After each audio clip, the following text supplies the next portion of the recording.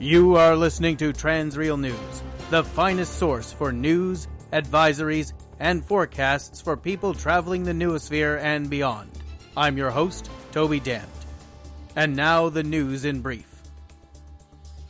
Protesters continue to assail our news studio in Santa Cruz, protesting our continued publication of travel advisories from longtime commentator Klie Maxwell, related to his participation in the psychic war in the late 1990s, and his use of killer weird science robots during that conflict.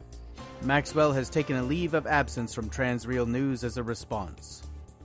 To those of you outside our studio doors, I hope you're happy. Without Klie, we might not have been able to reveal the existence of the clip-off and the dangers of the reset in time. You might well owe him your lives. We urge you to reconsider your protest. Y'all best move on, Toby. Editorials ain't till 11. Right. The investigation into Donna Co took a grim turn as it was discovered that those who have been unable to pay for their replacement organs in a timely fashion have found their implants subject to repossession. Night City's streets are full of stories about the dreaded Repo Man. Psionics Today will help you sort the real story from the opera at 13 o'clock.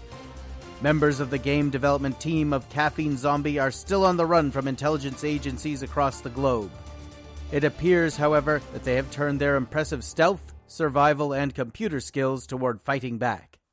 They recently uploaded a massive leak of classified documents regarding black ops that violate numerous treaties and international laws on the parts of dozens of organizations.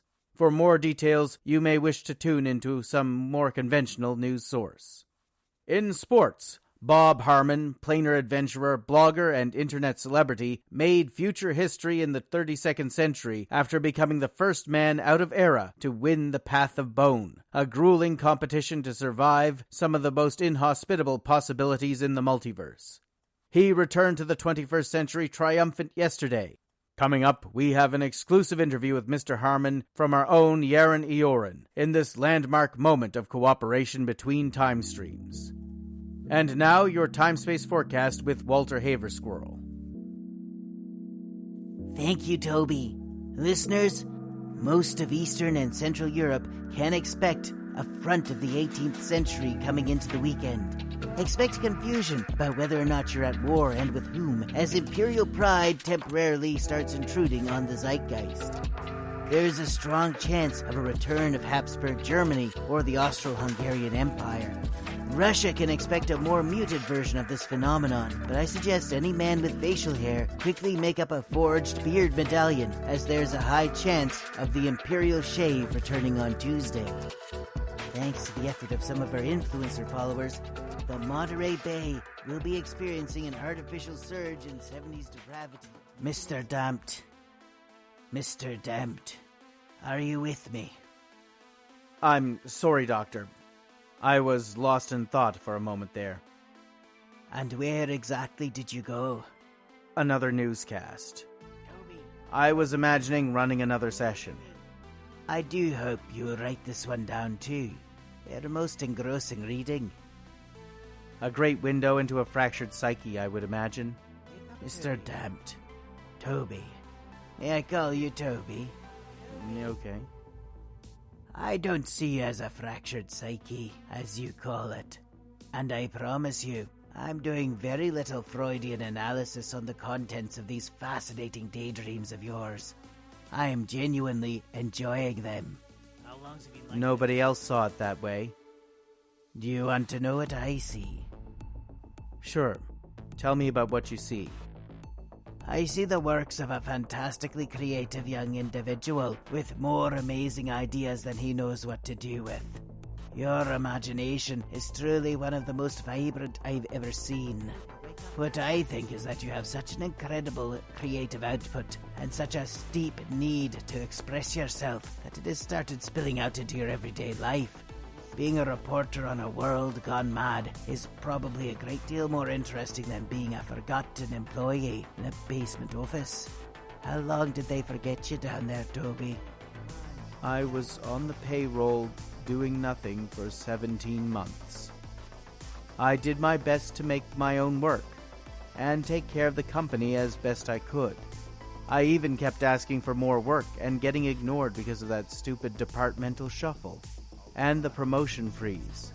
And then they fired me. That is a long time to live totally alienated from regular life, especially after you had been through so much.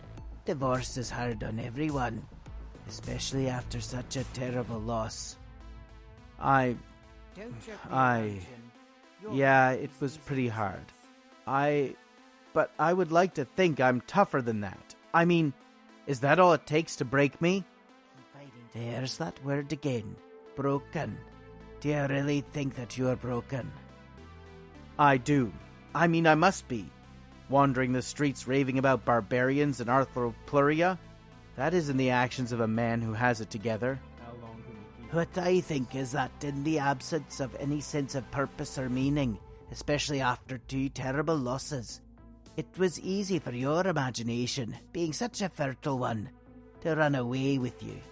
Who wouldn't rather live in a world of magic, superheroes and conspiracies than spend all day sitting organizing the same files in a lonely basement office, talking to no one, and then coming home to an empty apartment where the only decorations remind you of a lost loved one?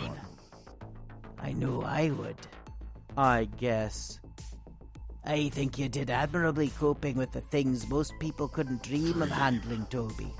You're stronger than you think, and the detail of your fantasy world is truly fantastic.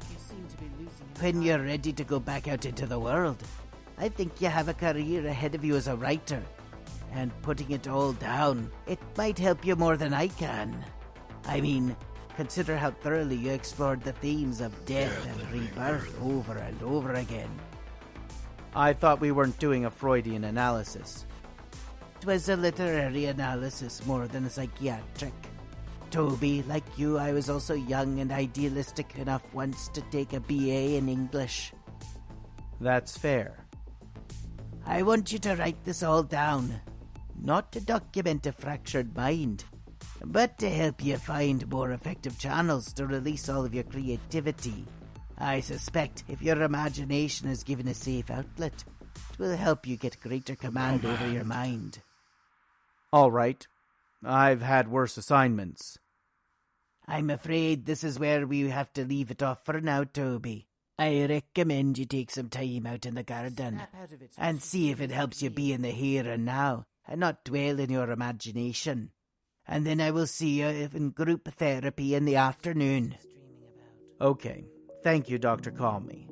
If it helps, you can call me Morag. Thanks, Morag. I will do that.